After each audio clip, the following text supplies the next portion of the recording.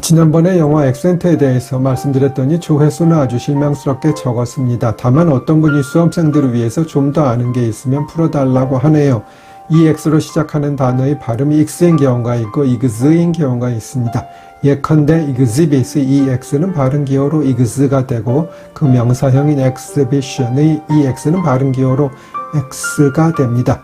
이 원리를 설명드리면 EX 다음의 음절의 액센트, 제2 액센트 포함이 있다면 그즈가 되고 EX 다음의 음절의 액센트가 없다면 크스가 되는 것입니다. 그런데 exhibit은 두 번째 음절의 액센트가 있고 exhibition은 세 번째 음절의 액센트가 있으므로 EX의 발음이 다른 것입니다. execute와 그 명사형인 executive도 같은 원리입니다. execute는 첫 음절의 액센트가 있고 executive는 두 번째 음절의 액센트가 있습니다.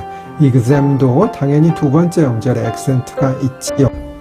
운전을 하다 보면 방향지시 등을 켜지 않고 운전하는 분들을 많이 볼 수 있습니다. 죄송한 말씀입니다만 그런 분들은 여성 운전자들이 조금 더 많은 것이 사실인 것 같습니다. 방향지시 등을 켠다고 해도 기름이 더 들지는 않을 것 같은데 이상하게 인색한 분들이 있습니다. 물론 차선 변경을 할 때는 안전을 위해서 필요한 것이고 예를 들어 이면도로 등에서는 방향지시 등이 상대방에 대한 배려가 될 수 있는 경우가 많이 있습니다. 그리고 만약 골목길에서 상대방이 내가 오는 것을 기다려준다면 가능한 한 위험하지 않을 정도로는 빨리 와주는 것이 좋겠고 손을 들어서 감사의 표시를 하는 것도 좋겠습니다.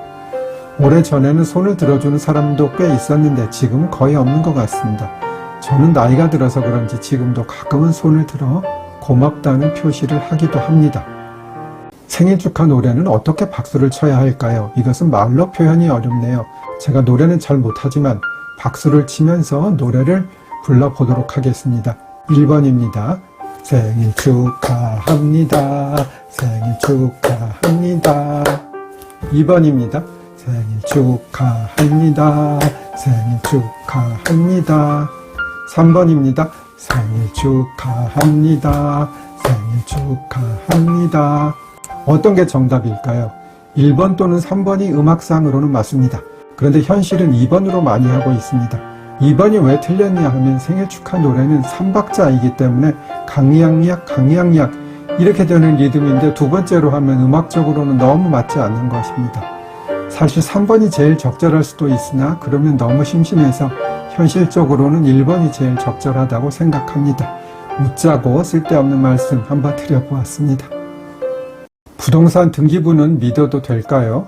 즉 만약 어떤 사람이 가짜 매매계약서를 만들어서 아파트를 자신 명의로 등기를 하고 그 범죄자로부터 아파트를 사서 등기를 마친 사람은 나중에 실제 주인이 말소 소송을 하면 소유권을 유지할 수 있을까요?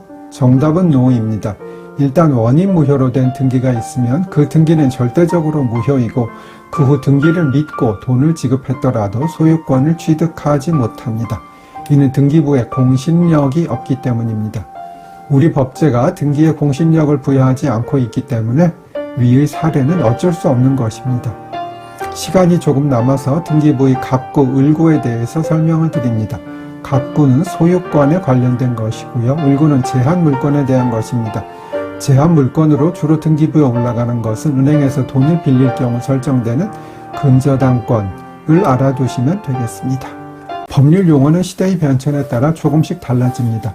그런데 과거의 용어가 지금도 그대로 쓰이고 있는 것이 있습니다.